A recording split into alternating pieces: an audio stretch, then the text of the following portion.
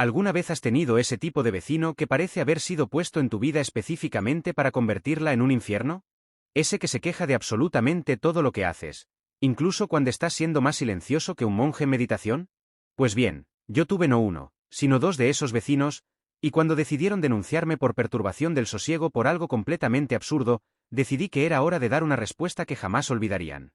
Lo que pasó después de esto cambió completamente la dinámica de mi edificio y me enseñó una lección valiosa sobre cómo lidiar con personas tóxicas.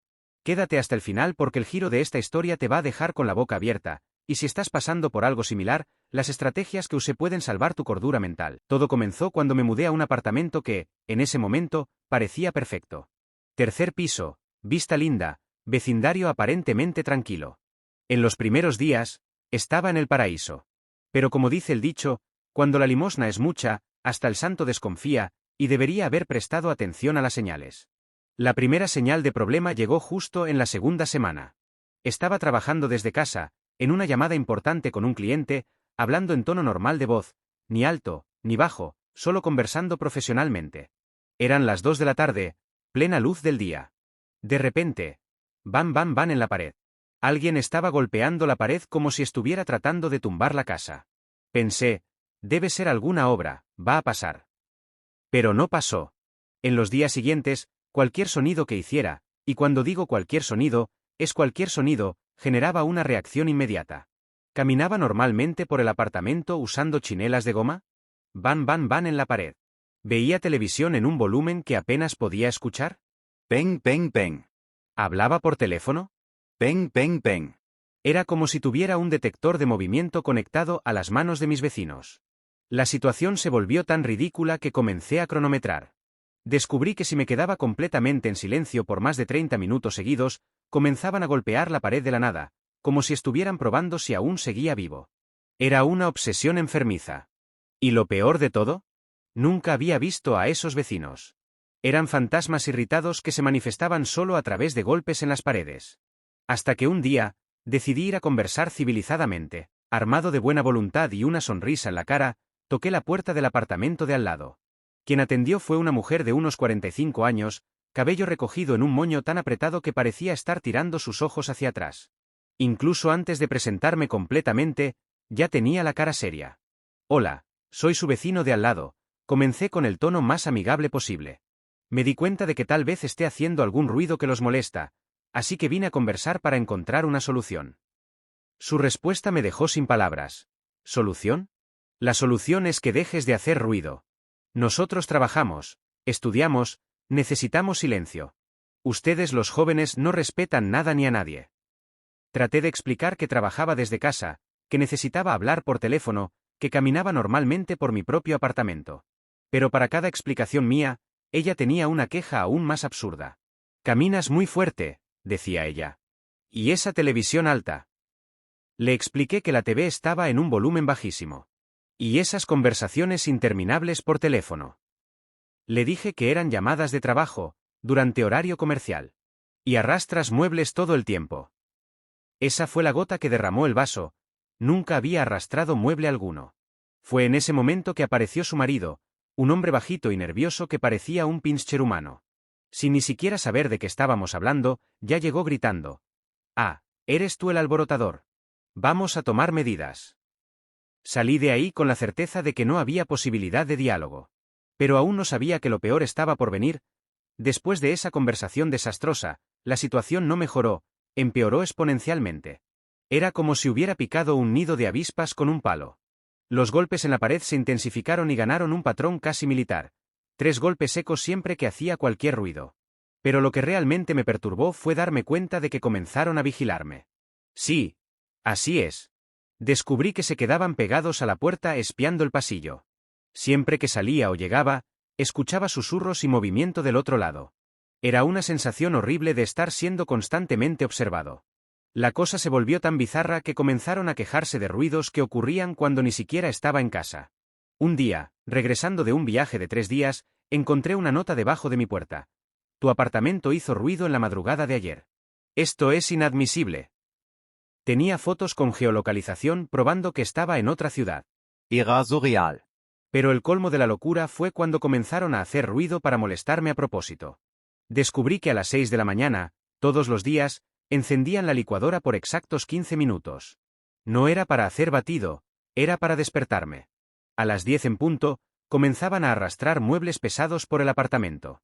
Y siempre que estaba en reunión online, y sabían por qué se quedaban escuchando la puerta, comenzaban a golpear ollas. Era una guerra psicológica declarada, y yo estaba en el centro de ella, tratando de mantener mi cordura mental mientras trabajaba y vivía mi vida normal. Hasta que un día, llegó el ultimátum. Era un martes común cuando recibí la visita que cambiaría completamente esta historia. Eran las 9 de la mañana cuando tocaron mi timbre insistentemente. Abrí la puerta y me encontré con 2 policías. Buenos días, señor. Recibimos una denuncia de perturbación del sosiego y necesitamos hacer una verificación, dijo uno de ellos, consultando una carpeta. Mi corazón se disparó. ¿Perturbación del sosiego?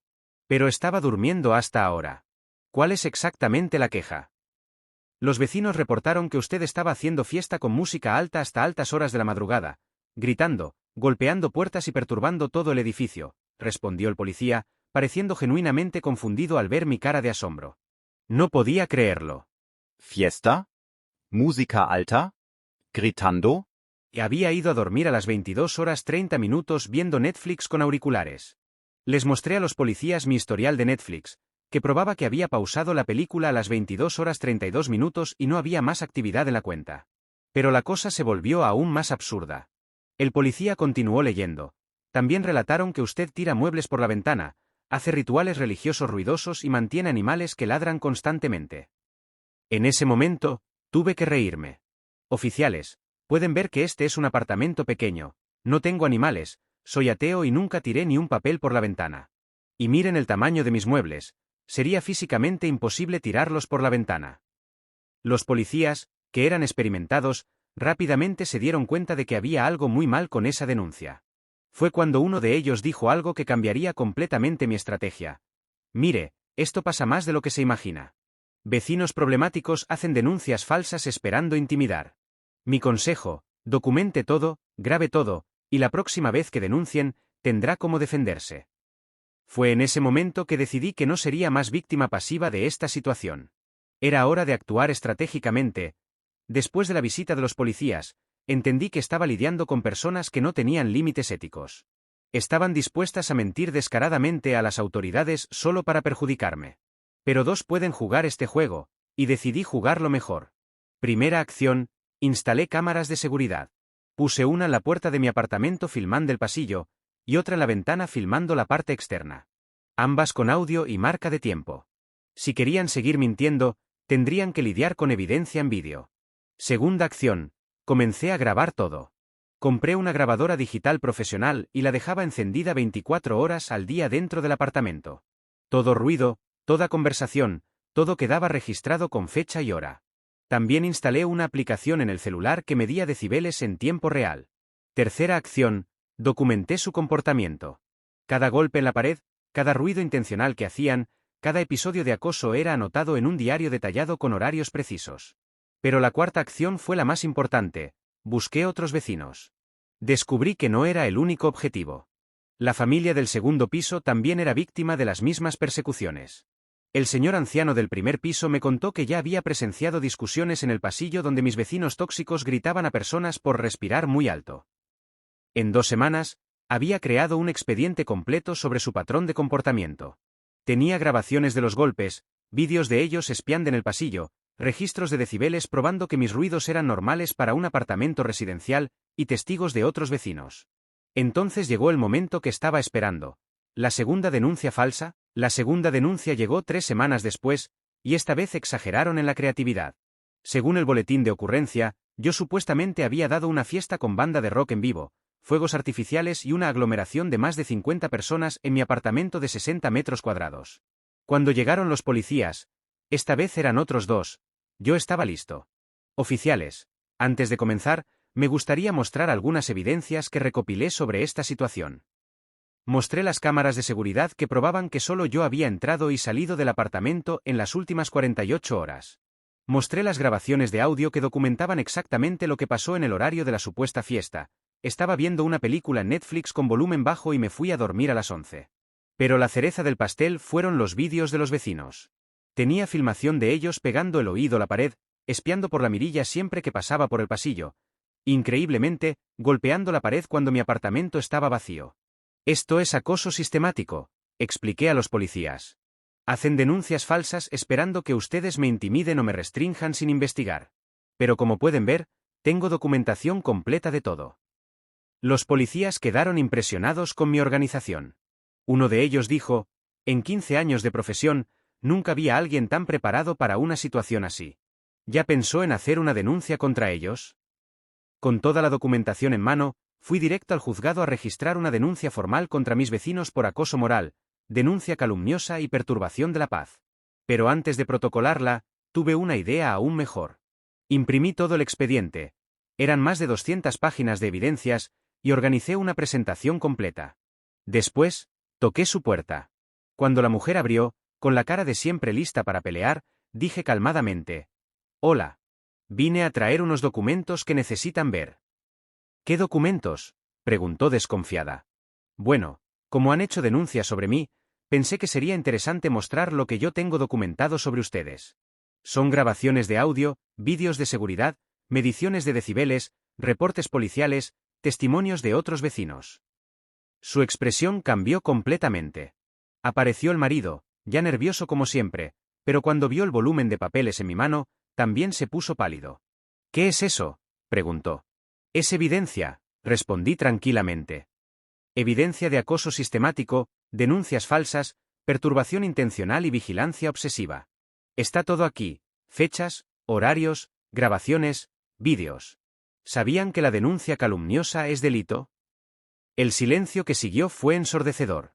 Por primera vez desde que me mudé, se quedaron completamente sin palabras. Continué. «Ahora tienen dos opciones. Primera, continuamos esta guerra y protocolo toda esta documentación en la comisaría, donde tendrán que explicar a un comisario por qué mintieron a la policía múltiples veces. Segunda opción, paran con el acoso inmediatamente, y fingimos que nada de esto pasó». Fue cuando pasó algo que jamás esperaría. Después de unos 2 minutos de silencio tenso, la mujer comenzó a llorar.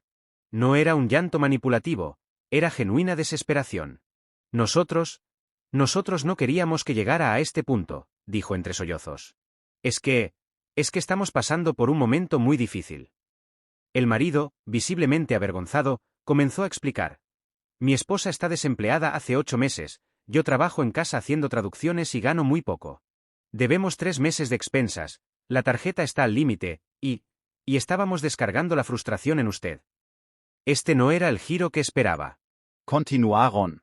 «Cuando usted se mudó, parecía tener una vida tan organizada, trabajando desde casa, recibiendo paquetes, haciendo llamadas profesionales. Nos dio envidia. Y en vez de lidiar con nuestros problemas, comenzamos a molestarlo».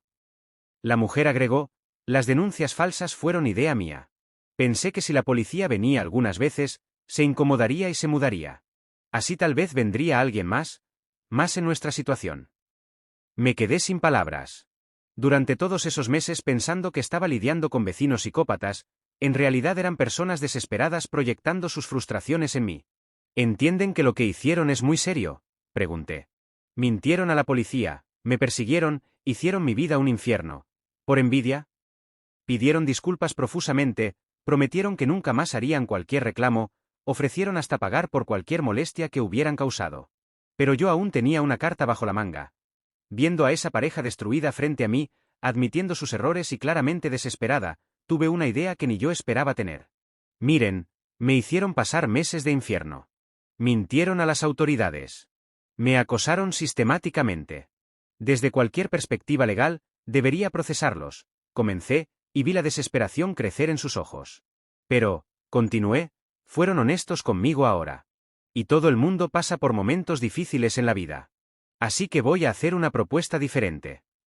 Se miraron entre ellos, sin entender a dónde quería llegar. «Trabajo con marketing digital y siempre necesito pequeños servicios tercerizados. Usted hace traducciones, ¿verdad?», pregunté al marido. Asintió que sí. «¿Y usted tiene experiencia en qué tipo de trabajo?», pregunté a la mujer. «Soy licenciada en administración y trabajaba en atención al cliente», respondió vacilante. «Perfecto. Puedo tercerizar algunos trabajos para ustedes. No es mucho, pero puede ayudar con las cuentas básicas. A cambio, Obviamente, el acoso para completamente, y me ayudan a difundir una buena convivencia en el edificio. La expresión de sorpresa de ellos fue indescriptible. Esperaban ser procesados, y en cambio, les estaba ofreciendo trabajo. ¿Ustedes harían eso? ¿Después de todo lo que hicimos? Preguntó la mujer, aún sin creerlo. Sí, lo haría. Pero con algunas condiciones claras, respondí firmemente. Y fue así que establecí las reglas que transformarían completamente la dinámica de nuestro edificio. Nos sentamos los tres en la mesa de la cocina de ellos para establecer lo que llamé acuerdo de buena vecindad. Tomé papel y bolígrafo y comenzamos a escribir. Primera regla: tolerancia cero para quejas por ruidos normales de apartamento. Caminar, hablar por teléfono, ver TV en volumen normal, usar electrodomésticos en horario comercial, todo eso es vida normal y no será más cuestionado. Estuvieron de acuerdo inmediatamente. Segunda regla: si hay algún ruido realmente excesivo, lo que puede pasar con cualquiera, la comunicación será siempre directa y educada. Nada de golpear la pared, nada de notas agresivas. Siguieron de acuerdo. Tercera regla: trabajos tercerizados serán pagados al valor de mercado, cumplidos en los plazos acordados, y jamás serán usados como moneda de cambio para tolerancia. Son cosas separadas. Cuarta regla: si alguno de los lados incumple este acuerdo, es automáticamente anulado y cada uno vuelve a lidiar con sus asuntos por los canales oficiales. O sea, si vuelven con el acoso, protocolo toda la documentación que tengo. Pero la quinta regla fue la más importante. Vamos a trabajar activamente para mejorar el ambiente del edificio. Basta de chismes, basta de quejas innecesarias, basta de crear conflictos. Vamos a ser los vecinos que promueven armonía. Firmamos el acuerdo los tres, cada uno se quedó con una copia, y guardé el original junto con toda mi documentación. Pero lo que pasó en los meses siguientes me sorprendió hasta a mí. 3 meses después de ese enfrentamiento, mi vida en el edificio se había transformado completamente, y de una forma que jamás podría haber previsto. La pareja que antes eran mis verdugos se convirtieron, literalmente, en mis mejores vecinos. Comenzaron a trabajar conmigo regularmente. Él haciendo traducciones de materiales de marketing, ella ayudando con atención de algunos clientes. No eran trabajos grandes, pero lo suficiente para que pusieran las cuentas al día. Pero lo más impresionante fue cómo abrazaron la quinta regla de nuestro acuerdo. Se convirtieron en los promotores de paz del edificio. Cuando surgía cualquier conflicto entre vecinos, mediaban. Cuando alguien se quejaba de algún ruido normal, explicaban pacientemente que el apartamento no es un monasterio. La mujer, que descubrí se llamaba Regina, comenzó a organizar pequeñas confraternizaciones en el salón de fiestas. Asados, fiestas juninas, hasta un amigo secreto a fin de año. Todo el edificio se conoció y se convirtió en una comunidad de verdad. Su marido, Jorge, se convirtió en el todólogo del edificio. Siempre dispuesto a ayudar a alguien con pequeñas reparaciones, dar consejos sobre problemas técnicos, o simplemente conversar en el ascensor de forma genuinamente amigable. ¿Y yo? Me convertí en una especie de consultor informal para conflictos de vecindario. Otros residentes comenzaron a buscarme cuando tenían problemas similares, y siempre compartía la estrategia de documentar todo, buscar diálogo y, cuando necesario, establecer límites claros. Lo más gracioso es que Regina y Jorge se convirtieron en mis mayores defensores. Cuando algún vecino nuevo llegaba y eventualmente se quejaba de algún ruido normal mío, inmediatamente aclaraban que yo era un vecino ejemplar y que conocían bien la situación. Pero la lección más valiosa que aprendí en esta experiencia fue algo que cambió mi perspectiva sobre los conflictos en general. Toda esta experiencia me enseñó algo fundamental sobre lidiar con personas tóxicas. No siempre la toxicidad es permanente o intencional. A veces, personas desesperadas hacen cosas terribles porque no saben lidiar con sus propias frustraciones. Esto no justifica el comportamiento. Lo que Regina y Jorge hicieron estuvo mal y podría haber tenido consecuencias serias para mí. Pero entender las motivaciones detrás de la toxicidad me permitió encontrar una solución que benefició a todos los involucrados. La estrategia que usé puede aplicarse en cualquier situación de vecindario tóxico. Primero, documenta todo. Grabaciones, vídeos, anotaciones, evidencias. No puedes luchar contra mentiras sin hechos. Segundo, establece límites claros y comunica las consecuencias. Las personas necesitan entender que las acciones tienen resultados. Tercero, cuando sea posible, busca entender las motivaciones. A veces el problema real no es contigo. Cuarto, sé firme pero mantente abierto a soluciones creativas. El procesamiento judicial no siempre es la mejor salida. Quinto, transforma el conflicto en oportunidad de construir algo mejor. Hoy, casi 2 años después, Regina y Jorge siguen siendo mis vecinos favoritos. Se establecieron profesionalmente. Regina consiguió un empleo fijo y Jorge expandió el negocio de traducciones. Todo el edificio tiene una convivencia armoniosa que se convirtió en ejemplo en el barrio. ¿Y yo? Aprendí que a veces la mejor venganza contra la toxicidad es la compasión estratégica. No compasión ingenua que acepta cualquier cosa, sino compasión inteligente que establece límites claros y construye puentes donde es posible. Si estás pasando por una situación similar con vecinos tóxicos, recuerda, tienes más poder del que imaginas. Documenta, establece límites, comunica claramente, y no tengas miedo de usar los recursos legales disponibles. Pero también mantente abierto a la posibilidad de que detrás de la toxicidad puede existir una persona desesperada esperando una segunda oportunidad. Si esta historia te ayudó de alguna forma, deja tu like aquí abajo. Y suscríbete al canal porque cada semana traigo historias reales sobre cómo lidiar con situaciones difíciles del día a día. Cuenta aquí en los comentarios. ¿Ya pasaste por alguna situación similar con vecinos? ¿Cómo la resolviste? Vamos a transformar los comentarios en una red de apoyo para quien está pasando por esto.